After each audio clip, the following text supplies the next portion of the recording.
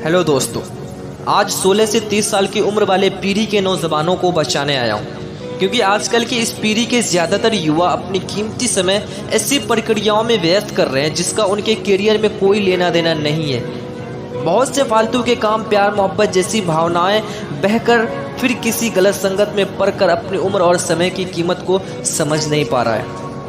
अभी आपके मन में सवाल उठ रहा होगा कि आखिर मैं बार बार 16 से 30 साल के उम्र के लोगों की बात क्यों कर रहा हूँ। देखिए, 16 से 30 की उम्र ही ज़िंदगी का एक ऐसा अद्भुत और जोशीला भरा पड़ाव होती है जिसमें मन कुछ करने के लिए उत्साह से भरा होता है और शरीर ताकत से।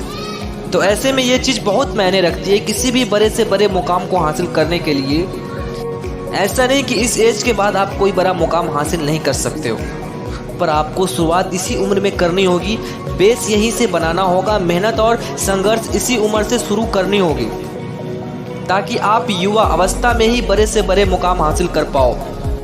और रही बात छोटी सी उम्र में ही प्यार मोहब्बत जैसी भावनाओं में बहना, तो मैं कोई प्यार का दुश्मन तो नहीं, लेकिन ये सब आजकल का एक फैशन बन चुका है, जिसकी शुरुआत आजकल की मूवी वीडियो से हो जाती है। फिर इसका मन पर ऐसा प्रभाव पड़ता है जिसका करेज पहले असल जिंदगी से शुरू होता है, फिर एक धीमे जहर की तरह पूरे समाज में फैल जाता है। शायद इसी को ही हम फैशन की जर्नी बोलते हैं। पता नहीं क्या होता जा रहा है आजकल की पीढ़ी के 16 से 30 के नौजवानों को, जो अपना कीमती समय इन सब चक्करों में पड़कर बर्बाद कर रहे हैं। अब इसे बदलते ज़माने का असर कहूँ या कुछ घटिया फैशन का क्रेज कहूँ।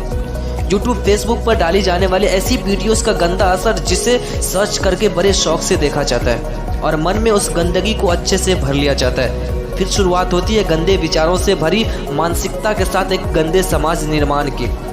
चलिए एक सच्ची घटना सुनाता हूँ, हो सकता है आपकी आंखें खुल जाए। बहुत जिम्मेदार और ईमानदार एक पिता अपनी बेटी को डॉक्टर बनाना चाहता था। माँ तो थी नहीं, इसलिए पिता ने माँ की कमी महसूस नहीं होने दी। एक दिन लाखों रुपया बेटी की फीस जमा करने का समय आ गया। ईमानदार था, चोरी डाका तो डाल नहीं सकता था। अब करे तो करे क्या, आखिर इतनी बड़ी रकम कहाँ से लाए। बहुत विचार करने पर भी कुछ समझ में नहीं आ रहा था। तब पिता ने फैसला लिया अपनी एक किडनी बेचने का। जमाने की तमाम ठोकर खाने के बाद जब एक बेटी के तजुर्बेदार गरीब बाप ने बड़े विश्वास के साथ ये सोचकर अपनी एक किडनी बेच दी कि आप मेरी बेटी अपनी MBBS की पढ़ाई पूरी करके डॉक्टर बन जाएगी, बेटी का भविष्य बन जाएगा और ख़ानदान का नाम रोशन हो जाएगा।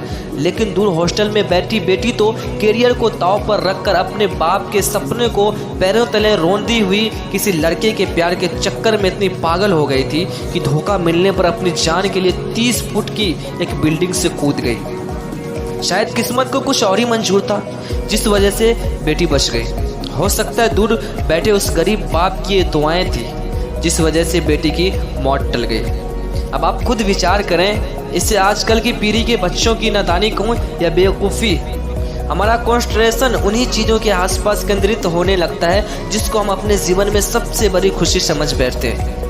याद रखना, जब तक आपका दिमाग किसी इंसान के ख्यालों की बोरिया में जकड़ा रहेगा, उसी के पाने के बारे में सोचता रहेगा, तो आप बहुत कुछ खो रहे हो, याद रखना। जबकि तुम्हारे अंदर वो सब काबिलियत है जिससे तुम कोई भी मुकाम हासिल कर सकते हो।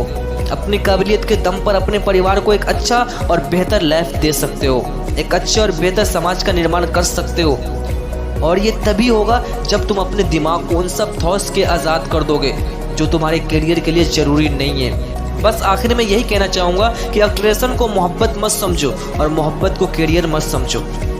अपने इस वीडियो के ज़रिए आज की पीढ़ी के उन बच्चों को ये मैसेज देना चाहूँगा कि उस इंसान के पीछे अपनी ज़िंदगी और करियर दांव पे मत लगाओ जो आपकी ज़िंदगी में बस कुछ समय या साल पहले आया है। ज़िंदगी उनके लिए दांव पे लगाओ जिसने तुम्हें ये ज़िंदगी दी, जो जन्म से तुम्हारे साथ है। हकीकत को समझो और झूठ के आईने से बाहर निकलो।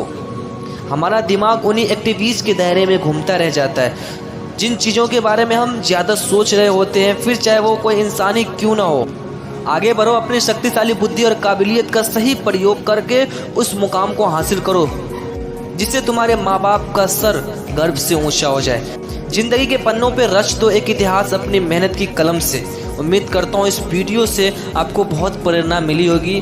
बस आपसे एक ही निवेदन है कि इस वीडियो को आगे ज़्यादा से ज़्यादा शेयर करें ताकि लोग इस वीडियो को सुनकर अपनी ज़िंदगी को बर्बाद होने से बचा ले और समय रहते अपना करियर बना ले। आपका ये छोटा सा कदम किसी की ज़िंदगी बन सकता है।